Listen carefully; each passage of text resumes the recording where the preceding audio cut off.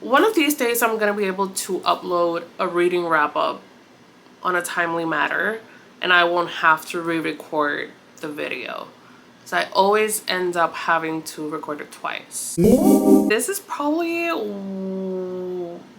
the month I've read the most amount of books like ever, and will probably be the only month I do that. I read 11 books in April, which is a little crazy. Ashley, I know you didn't want to hear the word Kindle on my video, but I did read a lot of Kindle books. You will be happy to hear though that I did pause my subscription. So I did read 2 romance series this month. I actually started this first one last month, but I finished up most of it in April, and that was the Off-Campus series by Elle Kennedy. I'm gonna try and rapid fire through both of these series so I don't waste a lot of time. The first stop was The Mistake. I gave this 3-star. This is Logan and Grace's story. It was pretty okay. I wouldn't say this is necessarily my favorite out of the Off-Campus series, but it was enjoyable. There was a little bit of a time jump there, which definitely adds to the story, but it was enjoyable. It was okay. Also, this is not necessarily the order in which I read these books. I just thought, let's get the series out of the way and then go through the other books.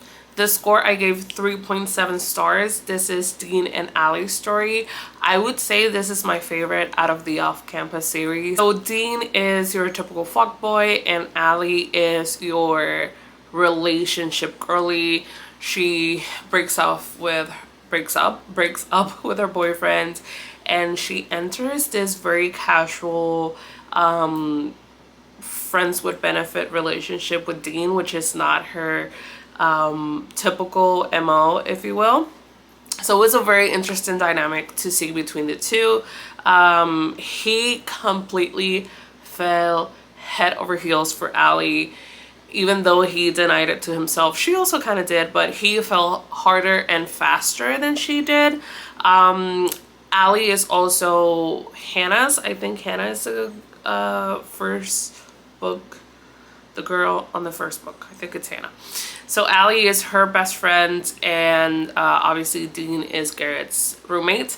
So there is a lot of sneaking around in a secret relationship, which is always a good thing to have. The chase and the tension between them was excellent. The goal I gave 3.5. This is Tucker and Sabrina. This has controversial maybe, but a trope that I truly enjoy, and that is a pregnancy trope. So accidental pregnancy with Tucker and Sabrina. There's also a secrecy aspect to it. Sabrina and Dean are like arch nemesis, and Tucker knows this, so they're kind of sneaking around, and I really did enjoy that aspect. Tucker's mom, I wanted to have a word with this woman. I get it. Your son just graduated college and he had a plan, but he wants to be with this girl that's gonna be the mother of his child. So just get to meet the girl. But what do I know? Overall, it was a really nice story on the books. I would say again, second favorite to the score. I get all these titles confused because they sound exactly the same. And finally, out of the Off-Campus series, I read The Legacy. Legacy is more of a like an anthologies book where you get to see all about all these couples post the epilogue on their books. Yes, or post, is it post the epilogues? Whatever. Post book storyline. I gave this 3 stars, and it gave me, I'm reading off of my phone, trying to stay organized.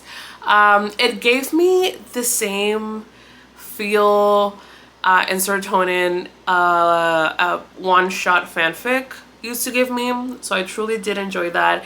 And there was this ongoing bit about a doll that someone purchases in the group of friends, and they keep trying to get rid of and passing each other, and it was just so funny. So I think that's what made me like The Legacy so much. So She does have other romance series that are kind of connected to this one but are their own separate. So after this one it's Ryu, which I do want to read the first one because it's Fitz, which is mentioned on these books, and Dean's sister Sabrina. So I do want to read that eventually, not right now. The other romance series I read was Chestnut Springs by Elsie Silver. I am missing Reckless, I think. No. Heartless? No. No. What is Hopeless? Oh, I think it's Hopeless. So I'm missing the last book. But again, let's rapid fire through these. Flawless is the first one. This is Red and Summer. 3 stars. He is a bull rider. What's not to like? It was just, again, your typical romance, very enjoyable, would recommend. Easy to follow. Love that. Then Heartless, I gave 3.5. This is Cade and Willa. I'm typically not a fan of single parent. Yes, I know I like accidental pregnancies, but I don't like single parents. Sue me. I like to know about the pregnancy. I don't know. I don't want to know about the kid. Willa is so funny. She truly made this book for me, but also Cade. He was such a father, if you know what I mean. The spice in this one, I would say this is like the spiciest one out of all of the ones I've read. I don't know about the last book. Maybe that one's spicier, but I will say, even though I don't typically enjoy single parent, the kid on this book was so funny. Luke, love him. Also, this is a like forbidden romance. He is much older than Willa, which I think a lot of them do have some sort of age gap situation. But also she is nannying for him for the summer. So that's like the forbidden aspect to this book. So Powerless is Jasper and Sloane. This was a 2-star for me. I know a lot of people like them together, especially Jasper. So the thing with Jasper and Sloane, Jasper grew up with the other Eaton brothers. So Cade, Rhett, and Bo. So he's like almost the 4th Eaton. Sloane is the cousin of the boys, like actually blood related cousin. And I do understand that Jasper was already in his teen years when he became an Eaton, but they're cousins. They grew up together. That is a cousin to me. And I was uncomfortable the entire time. I know a lot of people are like, well, technically they're not cousins. And that's why they always say both, oh my God, I forget his name, Jasper and Sloane are considered like, oh, we're not cousins, we're friends. I don't care. You are cousins in my book. So I was uncomfortable the entire time. I did finish reading it. But I don't know, like every time I would remember that they're cousins, I couldn't handle it. Reckless is the last one I read. I gave that at 3.7 stars. This is Theo and Winter. Theo is Rhett's protege in bull riding, and then Winter is Summer's sister. I love this book.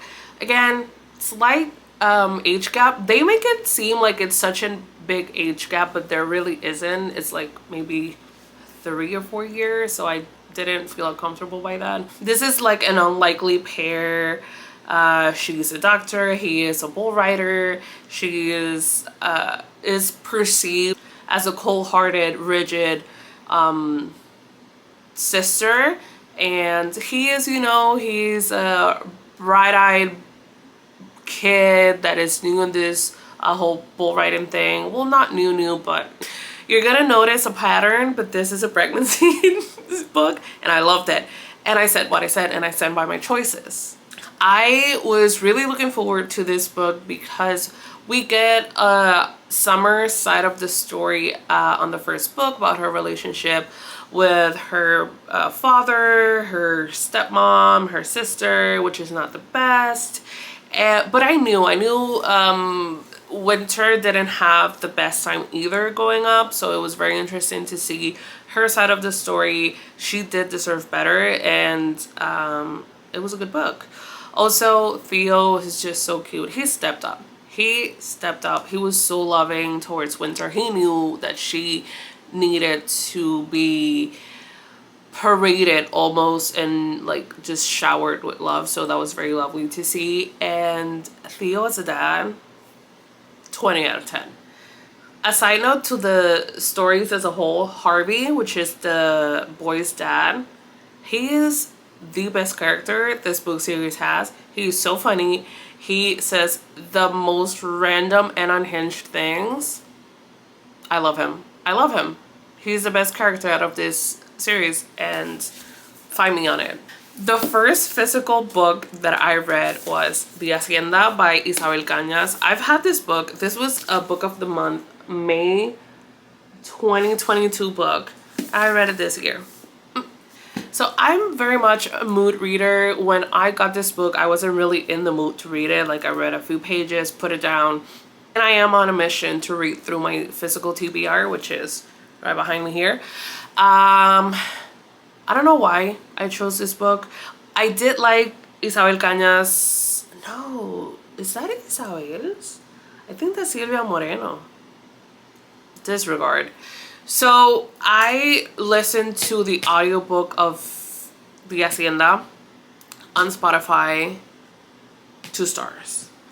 I don't know if audiobook was not the best media to get through this book. It didn't really make me want to learn more. Like, I did have it as a background noise. I wanted to like it, truly. I don't know. To me, the conflicts kind of like blurred together and kind of like blended together. So I don't know. It's a good background book for me. A lot of people have enjoyed it, so I mean, to each their own. Truly, that's the beauty of reading and books. There are so many out there for everyone to enjoy. Personally, this was not my choice. I am going to talk about now my 10th book, and I know I mentioned I read 11. I am not going to talk about the other book because it is a St. Martin's Press book, and I am respecting the boycott. So if you want to know about the book, let me know. I will happily talk about it on other social medias, just not via video, in respect of the boycott. Last but not least, I did read, where is it? Last and most certainly not least, I read her. She's beauty, she's grace, she's everything I love. If Emily Henry suddenly has no fans, I am dead, because I love her. Truly, I would read anything this woman writes. Obviously, it's a 5 stars. This is Miles and Daphne. It is a very different book for Emily Henry. It still has the essence of what an Emily Henry book is, but it's much more of a rom-com than all of her other books. I did enjoy that. I was chuckling the entire time. And I'm gonna be honest, I was a little bit scared going into this book. I had seen a few people on TikTok talking about how it was so different, how they didn't really like the main male character, they didn't find like that pull, they didn't really gravitate towards him. And that is because, I will tell you why. The first time that we meet Miles, he is stoned, he smells like weed, and he's wearing Crocs. But you know what? It's understandable. It's understandable. And we move past that. He's the best. I love him. I would say, oh, he's up there. It's like a tie, a 3-way tie between Gus, Charlie, and Miles for me. I love the concept of this book. It's almost like getting the other side of your typical happily ever after. There's a lot of books, you know, where we get these childhood friends where they have reconnected and they realize that they're in love and they ran off together. So now we're hearing about their significant others before they ran off together. And that's what Daphne and Miles are. Petra and Peter, their respective significant others, ran away together. And they're left to deal with the aftermath. Daphne had moved to Michigan for Peter. She doesn't really have any friends in Michigan. She has no other place to stay, so she moves in with Miles. It's interesting to see their dynamic. At the beginning, Miles is really trying. He wants to have some sort of relationship, you know, with Daphne. He tells her to watch movies, and she, understandably so, does not want to do anything. Like, she is trying to get through life, and I get that. But we get to see their relationship blossom slowly. I like that it wasn't an instant love.